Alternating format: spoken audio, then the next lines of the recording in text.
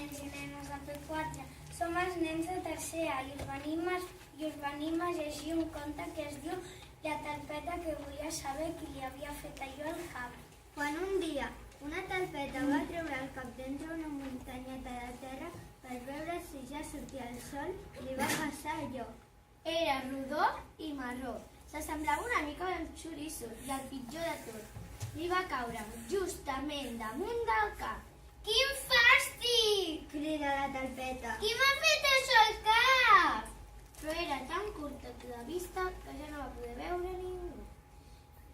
Has estat tu qui m'has fet això al cap? Va preguntar el colom que en aquell moment passava volant per allà. Jo? No, per què?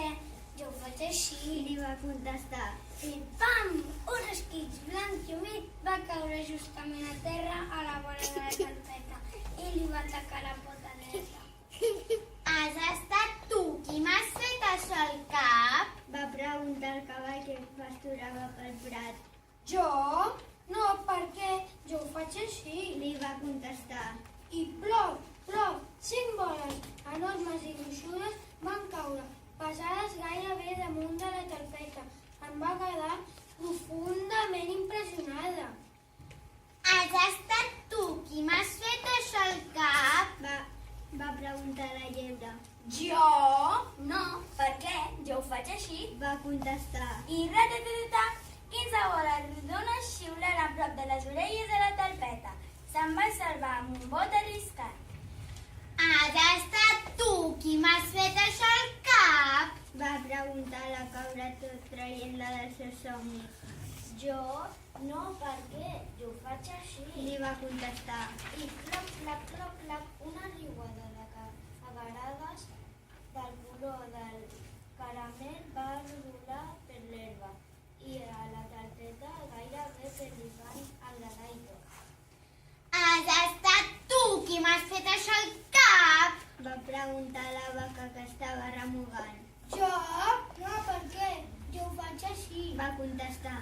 I xaf! Una massa de color marró verdós va passar per damunt l'herba, a prop de la talpeta, i aquesta es va alegrar molt, que no hagués estat la vaca qui l'havia fet allà al cap.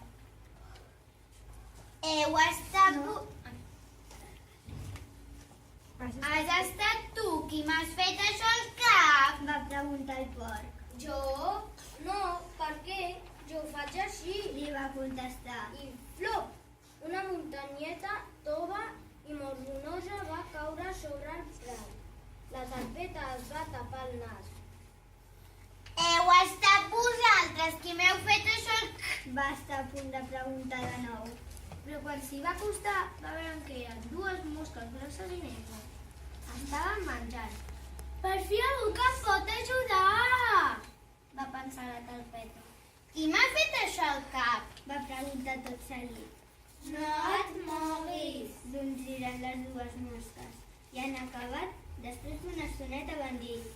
Està molt clar, ha estat un gos. Finalment, la talpeta va saber qui li havia fet allò al cap.